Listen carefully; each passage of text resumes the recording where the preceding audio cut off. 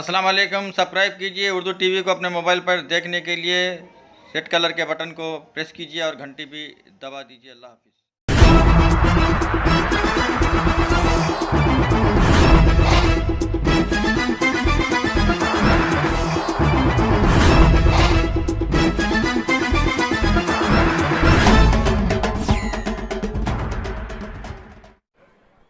TRS party secretary general doctor K Keshavarao గారు,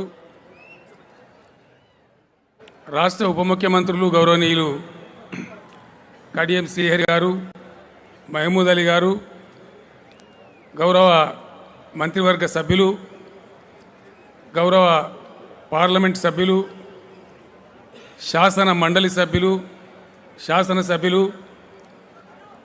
TRS రాష్ట్ర party కార్యవర్గంలో ఉన్నటువంటి మిత్రులు, వివిధ జిల్లాల నుంచి వచ్చేసినటువంటి స్థానిక సంస్థల ప్రజాప్రతినిధులు, ఈరోజు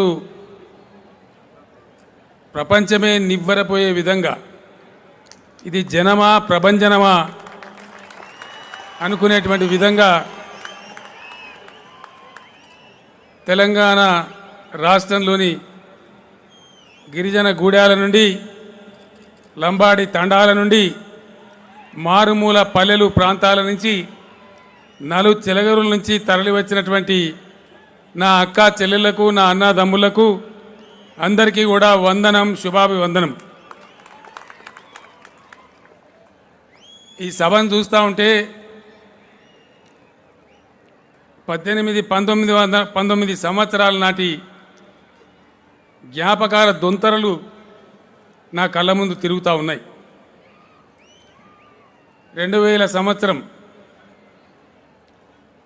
ఆనాటి ముఖ్యమంత్రి ఎడా పెడా ఇష్టం వచ్చిన రీతిలో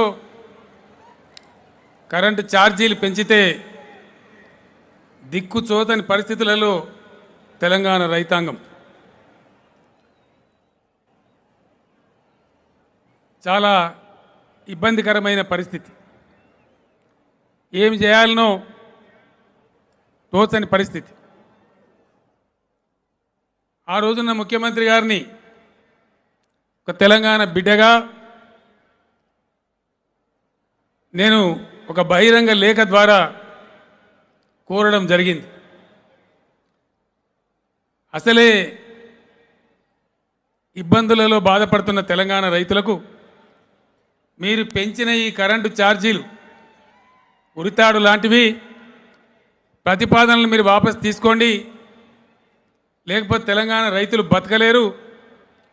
మీరు మొండిగా అదే పద్ధతిలో ముందుకు పోతే సమైక్య రాష్ట్రంలో మా కష్టాలు తీరవని, ఖచ్చితంగా మా రాష్ట్రం కోసం, తెలంగాణ కోసం నేను ఉద్యమాన్ని ప్రారంభిస్తా అని చెప్పడం జరిగింది. తెలంగాణ అంటే అలసైపోయింది, అప్పటికి వలస పాలకుల యొక్క ప్రయోగశాలగా మారింది ఆనాటికి. ఏం చేయగలుగుతారులే తెలంగాణ అమాయక ప్రజలు, ఎక్కువ మాట్లాడితే కేసులు పెడతాం, లాఠీ ఛార్జీలు చేస్తాం, కాల్చి పారేస్తామనే అహంకారంతో ఉన్నారు ఆనాటి సమైక్య పాలకులు. ఎందుకంటే ఆనాడు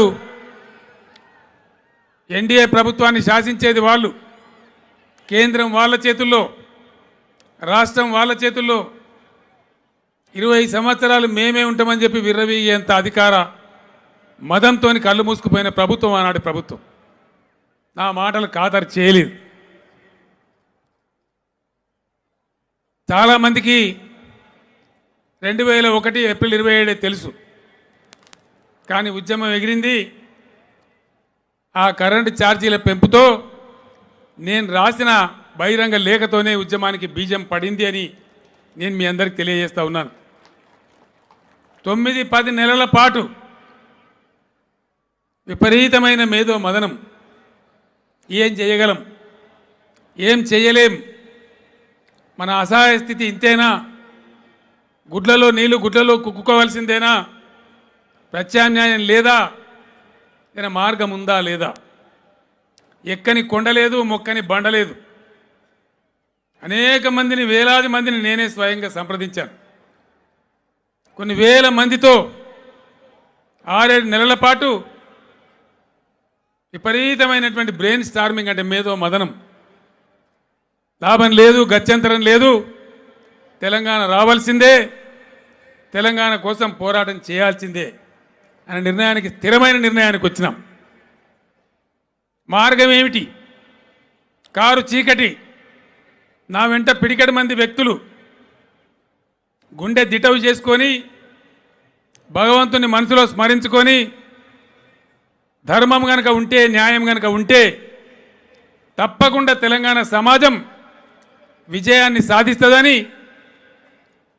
హింస లేనటువంటి కొనసాగగలిగేటటువంటి ప్రశాంతమైనటువంటి ఉద్యమాన్ని చేపట్టాలని నిర్ణయించి రాజకీయ పందాలోనే తెలంగాణ సాధించాలని సంకల్పించి ఆ బాట మనం పట్టినాం. ఆ ఉద్యమంలో మీరందరూ కూడా పాత్రదారులే. ఎన్నో త్యాగాలు, ఎన్నో రాజీనామాలు, ఎన్నో ఉప ఎన్నికలు, ఢిల్లీ యాత్రలు, పక్షి తిరిగినట్టు నేను మొత్తం తెలంగాణ తిరగడం, ప్రభంజనంలాగా జనం ఎక్కడికి పోయినా జేజేలు పలకడం, యువత, విద్యార్థులు, మహిళలు అందరూ కూడా భాగస్వాములు కావడం, ఒక ఉప్పెన సృష్టించినాం. మొదట్లో వాగ్దానం చేసినటువంటి ఢిల్లీ పెద్దలు అహంకారంతో ఏం చేయగలరులేని మళ్ళీ ఉద్యమాన్ని కాలరాసేటువంటి కుట్రలు చేసినారు. చాలా చాలా ప్రయత్నాలు చేసేసినారు. గులాబీ జెండా ఇంక అయిపోయింది దీని పని అని ప్రచారాలు మొదలుపెట్టినారు. మీ అందరికీ గుర్తున్నది, ఆనాడు మన తెలంగాణలో ఉన్నటువంటి ఆనాటి అధికార పార్టీ పెద్దలు కావచ్చు, ఇతర పార్టీల వాళ్ళు కావచ్చు, మనల్ని అవమానం చేసినారు, అవహేళన చేసినారు. ఎక్కడైతుందా తెలంగాణ అని మాట్లాడినారు. కానీ మనం ఏనాడు కూడా ధైర్యం చెడలేదు. ఈరోజు కరీంనగర్ ఎంపీగా ఉన్న మిత్రుడు వినోద్ కుమార్ గారు, వారు లేరు కానీ దేశం చిన్నమల్లయ్య గారు అని చెప్పి హుస్నాబాద్ ప్రాంతం నుంచి ఎమ్మెల్యేగా ఉండేవారు. వారి ఇంట్లో కూర్చున్నాం, మాట్లాడుతూ ఉన్నాం. రాత్రి 3 అవుతా ఉంది. వినోద్ గారు నన్ను అమాయకంగా అడిగినాడు, సార్ ఏమవుతుంది ఈ పోరాటం, ఎక్కడి దాకా పోతుంది? చెప్పిన వినోద్ గారు, ఈ ఉద్యమం ఏమవుతుంది అనేది మనకుండేటువంటి కన్విక్షన్ మీద, సిన్సియారిటీ మీద, మన మొండి పట్టుదల మీద, మన ధైర్యం మీద ఆధారపడుతుంది. ఎన్ని ఇబ్బందులు వచ్చినా మనం కనుక దీన్ని కొనసాగించగలిగితే మొత్తం సమాజం ఒక నాటికి ఒక దిక్కే నిలబడి బరిగీసి పెట్టురా నా తెలంగాణ అక్కడ అని చెప్పి దేశాన్ని అడుగుతుంది. ఆ రోజు దాకా మనం పనిచేయాలని చెప్పడం జరిగింది. మీ అందరి దీవెనలతో, 50 మంది ప్రజానీకం యొక్క మద్దతుతో 2001 27 ఏప్రిల్ నాడు జలదృశ్యంలో పిడికెడు మందితో నేను ఒక ప్రతిజ్ఞ తీసుకున్నాను. ప్రాణం పోయినా సరే ఎట్టి పరిస్థితులలో మడమ తిప్పను, ఉద్యమ బాట వీడను, ఎత్తిన జెండా దించను, ఒకవేళ దించితే నన్ను రాళ్లతో కొట్టి చంపండి అని ఆనాడు తెలంగాణ సమాజానికి నేను చెప్పడం జరిగింది. నా మాటను విశ్వసించినటువంటి తెలంగాణ ప్రజలు, యువత, విద్యార్థులు, మహిళలు అందరూ కూడా అన్ని సందర్భాలలో కలిసి వచ్చి, కదిలి వచ్చి అద్భుతాలు చేసినారు. ఢిల్లీలో కొద్ది కాలం నేను కేంద్ర మంత్రివర్గంలో ఉండే టైంలో అనేక పార్టీలను, 36 పార్టీలను ఒకటికి 10 సార్లు 20 సార్లు, బర్ధన్ గారు ఉండేవారు, CPI all India general secretary, చనిపోయినారు, ఇప్పుడు లేరు, అజయ్ భవన్ అని ఆ సిపిఐ కేంద్ర కార్యాలయం ఢిల్లీలో ఉంటే ఒక కమ్యూనిస్ట్ పార్టీని ఒప్పించడానికి 38 సార్లు నేను ఆయన దగ్గర పోవడం జరిగింది. నువ్వేమైనా పిచ్చోనివా అని అడిగింది ఆయన నన్ను. పిచ్చోనినా? నేను తెలంగాణ పిచ్చోని, నీ దయా అని చెప్పిన. Mister Rao, now you don't relent, okay I will support you అన్నాడు. ఇంటికి వచ్చే రోజు పండగ చేసుకున్నాం. జయశంకర్ సార్ మన మధ్య లేడు. జయశంకర్ గారు, విద్యాసాగర్ రావు గారు, ఆనాడు నాతో ఉన్న మిత్రులందరం కూడా పెద్ద పండగ జరుపుకున్నాం. ఈ విధంగా అనేక శ్రమ ప్రయాసపడి ఒక్కొక్క పార్టీని ఒప్పించి 36 పార్టీల మద్దతు కూడగట్టి అనేక పోరాటాలు చేసి 14 సంవత్సరాల కఠోరమైనటువంటి పరిశ్రమ తర్వాత తెలంగాణ రాష్ట్రం మనకు వచ్చింది. వచ్చిన వెంటనే ఎన్నికలకు పోవాలి. ఒక విచిత్రమైన పరిస్థితి. ప్రజలు ఏ విధంగా తీసుకుంటారు, ప్రజలు ఏం ఆలోచిస్తున్నారు ఎవరికి తెలియదు. పార్టీ మిత్రులందరూ కూడా ఇంత చేసి ఈయనగాసి నక్కల పాలు చేయవద్దు, రాష్ట్రాన్ని ఇతరులకు అప్పగించవద్దు, ఖచ్చితంగా ప్రజలను నమ్ముకొని మనమే ఒంటరి పోరాటానికి పోదామని సలహా ఇచ్చినారు. 2014లో పోరాటం చేసి రాష్ట్రం సిద్ధించిన తర్వాత మనం ఆ రోజు ఒంటరి పోరాటానికి వెళ్ళినాం. ప్రజలు మద్దతు ఇచ్చి దీవించి ఈ టీఆర్ఎస్ బిడ్డలే రాష్ట్రానికి శ్రీరామ రక్ష, వీళ్ళు తెగించి పోరాడిన వాళ్ళు లాలూచి పడరు అనేటువంటి ధ్యాసతో సంపూర్ణమైన మెజార్టీ సింగిల్గా పోరాడానికి వెళ్ళిన మనకిచ్చి దీవించి తెలంగాణను బాగు చేయమని చెప్పడం జరిగింది. ఆ తదనంతరం భయంకరమైన సమస్యలు, కొత్త రాష్ట్రం, కొత్త సంసారం, కొత్త కుండలో ఈగజొచ్చినట్టు. ఆర్థిక పరిస్థితి ఏందో తెలియదు, బడ్జెట్ ఏందో అర్థం కాదు, డెఫిషియెంట్ ఉంటుందా సర్ప్లస్ ఉంటుందా తెలియదు. అధికారులు లేరు ఒక 6-7 నెలల వరకు. ఒక విపత్కరమైన పరిస్థితులు చూస్తే అనేక జిల్లాల నుంచి, ముఖ్యంగా మహబూబ్ నగర్ పాలమూరు జిల్లా నుంచి 15 లక్షల మంది వలసలు, బతుకుదెరువు పోయినటువంటి రైతాంగం, గూడు చేరిన పక్షుల్లాగా ప్రజలు, కుల వృత్తులు మొత్తం ధ్వంసమైపోయినాయి. తెలంగాణ చెరువులన్నీ తాంబాల మాదిరిగా తయారైపోయినాయి.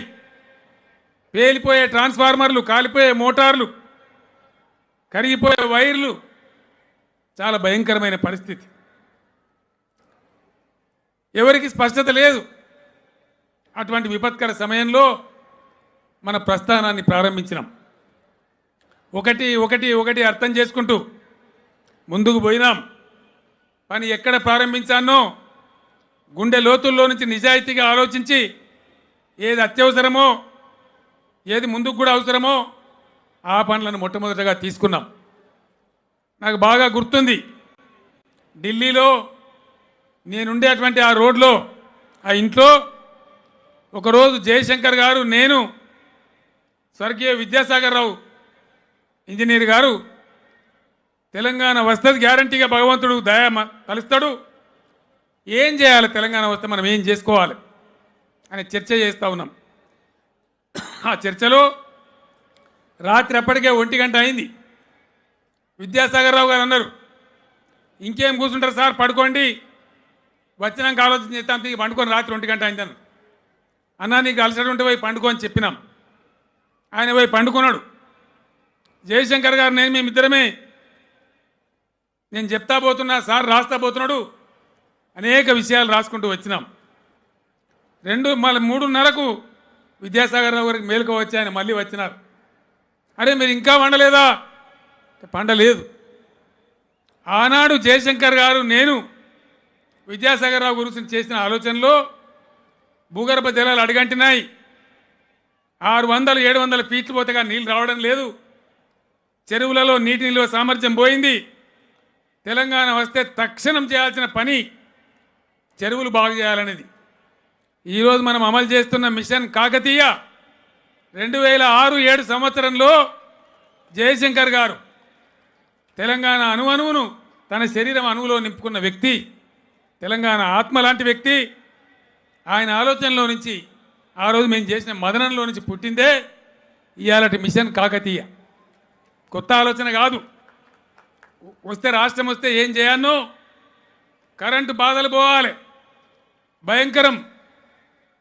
తెలంగాణ వచ్చే ముందున్న ముఖ్యమంత్రి ఓ కట్టెబట్టి చూపించిన టీవీలో, తెలంగాణ వస్తే సింహం చీకటి అవుతుంది, అంధకారం అయిపోతుంది, శాపాలు దీవెనలు. అటువంటి విపత్కర పరిస్థితులలో అద్భుతమైనటువంటి ప్లానింగ్ చేసి తెలంగాణకి బాధ శాశ్వతంగా పోవాలని చెప్పి చిమ్మంజీకట్లయితే తెలంగాణ అని చెప్పిన దిశ నుంచి పురోగమించి మన విద్యుత్ ఉద్యోగులు కార్మికులు అహోరాత్రాలు శ్రమించి ఈరోజు 24 గంటల కరెంటు వెలుగు జిలుగులతో దేదీప్యమానంగా వెలిగే తెలంగాణ ఇండియాలో భారతదేశంలో రైతాంగానికి ఉచితంగా 24 గంటలు కరెంట్ ఇచ్చే రాష్ట్రం ఇండియాలో ఏదైనా ఉందంటే అది ఒక్క తెలంగాణ రాష్ట్రమే అని చెప్పి నేను మనవి చేస్తా ఉన్నా.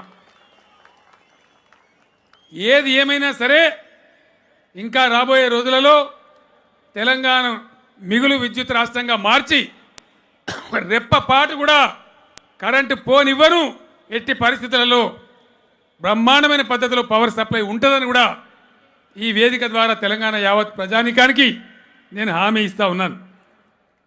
అదేవిధంగా సంక్షేమ కార్యక్రమాలు సమైక్య పాలకుల ఏలుబడిలో తెలంగాణలో జరిగిన జీవన విధ్వంసం ఇంత అంత కాదు. కూలిపోయిన కులవృత్తుల బాధ వర్ణనాతీతం. అనేక సార్లు ఎమోషనల్ అయి నేనే 2 గంటలకు ఏడ్చినాను. ఒకరోజు రాత్రి కరీంనగర్ జిల్లా పర్యటన చేసి హైదరాబాద్కు తిరుగు ప్రయాణం వస్తూ ఉంటే సిరిసిల్ల పట్టణం గుండా వచ్చినాం. ఆ రోజు ఆడ జిల్లా కలెక్టర్గా ఉన్న వ్యక్తి చచ్చిపోకండి, ఆత్మహత్య చేసుకోకండి, ఆత్మహత్యలు సమస్యకు పరిష్కారం కాదు అని గోడల మీద రాస్తే అది చూసి కుమిలిపోయి ఏడిచినాం. 70 ఏళ్ల స్వాతంత్రంలో మన ప్రజలకు పట్టిన గతి చావులు సమస్యలకు పరిష్కారం కాదు అని చెప్పి గోడల మీద చూడవలసినటువంటి ఒక దౌర్భాగ్యపూర్వకమైన స్థితి. చాలా బాధపడ్డాం.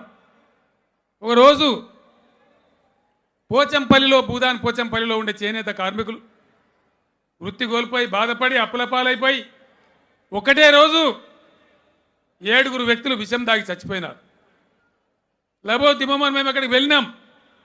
ఆనాడున్న ముఖ్యమంత్రిని అయ్యా ఒక 50,000 రూపాయలు ఎక్స్ గ్రేస్ చేయమని చెప్పి 2 చేతులు వచ్చి నేను దండం పెట్టి అడిగినాను. ఇవ్వలే. నువ్వు ఇవ్వకపోతే మేము భిక్షాటన చేసి ఇస్తామని చెప్పినాం. వీధులలో జోలలు పట్టుకొని తిరిగి 3-4 లక్షలు జమ చేసి మళ్ళీ నేనే పోయి వాళ్ళకి ఇంటికి 50,000 రూపాయలు ఇచ్చారు, కాపాడుకున్నాం. సిరిసిల్లలో కూడా ఒకటే రోజు 11 మంది చనిపోతే టీఆర్ఎస్ పార్టీ పక్షాన ఒక 50 లక్షల రూపాయలు తీసుకెళ్ళి వాళ్ళకి ఇచ్చి ఒక ట్రస్ట్ పెట్టి ఆనాడు కాపాడుకొని ఆ సభలో నేను ఒక మాట చెప్పినాను. అన్నా నేతన్నల్లారా, చచ్చిపోకండి, తెలంగాణ వస్తుంది, వచ్చేదాకా బతకండి, రాష్ట్రం వస్తే మిమ్మల్ని కాపాడుకుంటాం, కడుపులో పెట్టుకుంటామని నేను చెప్పడం జరిగింది. ఈరోజు తెలంగాణ వచ్చిన తర్వాత నేతన్నల ముఖంలో వెలుగు చూస్తూ ఉన్నాం. పేద ప్రజలకు ఇచ్చే బతుకమ్మ చీరలు కావచ్చు, రంజాన్ క్రిస్మస్ సందర్భంలో పేదలకు ఇచ్చేటువంటి చీరలు కావచ్చు, బట్టలు కావచ్చు, మన స్కూల్ విద్యార్థుల యూనిఫామ్లు కావచ్చు, మన చేనేత కార్మికులకే ఇచ్చి బ్రహ్మాండంగా వాళ్ళని ఆదుకుంటా ఉన్నాం. ఈరోజు వాళ్ళు కనీసం ఒక 20,000, 15 నుంచి 20,000 నెలకు ఆదాయం వచ్చేటట్టు చేసుకున్నాం. చేసింది తక్కువ, ఇంకా జరగవలసి ఉంది. కొంచెం భద్రత వచ్చింది. ఆ విధంగా ఆనాడున్న సమైక్య పాలకులు చీప్ లిక్కర్ లాబీలకు తల ఒగ్గి మన గీత కార్మికుల పుట్టగొట్టినారు. హైదరాబాద్ రంగారెడ్డి జిల్లాలో వందలాది కళ్ళు దుకాణాలు మూసేయించినారు. ఎంత పోరాటం చేసినా కోర్టు జడ్జిమెంట్ ఉన్నా కూడా ఇంప్లిమెంట్ చేయలేదు. నేను ఆ రోజే చెప్పినాను, మీరు చిన్నబోకండి గీతనలారా, తెలంగాణ వచ్చిన తెల్లారే వాటి పునరుద్ధరిస్తామని చెప్పినాం. అదేవిధంగా పునరుద్ధరించుకున్నాం. ఈరోజు వారికి అనేక రాయితీలు పెంచినాం. చెట్ల మీద ఉండేటువంటి చెట్ల రకం ఏదైతే ఉంటుందో శాశ్వతంగా దాన్ని రద్దు కూడా చేసుకున్నాం. ఆ విధంగా ముందుకు పోతా ఉన్నామని నేను మనవి చేస్తూ ఉన్నాను. అనేక కార్యక్రమాలు చేసినాం. వృత్తి పనులు బాగుపడాలి, కొత్త స్టైల్లో, కొత్త పద్ధతిలో, కొత్త న్యాయ ఆర్థికవేత్తలు చెప్తూ ఉంటారు. పారిశ్రామిక వృద్ధి మాత్రమే వృద్ధి, ఇన్ఫర్మేషన్ టెక్నాలజీ మాత్రమే అని చెప్పి. కంప్యూటర్ హార్డ్వేర్లే కాదు, గొర్రెలు పెంచడం కూడా పెద్ద వృత్తే, బర్రెలు పెంచడం కూడా పెద్ద వృత్తే.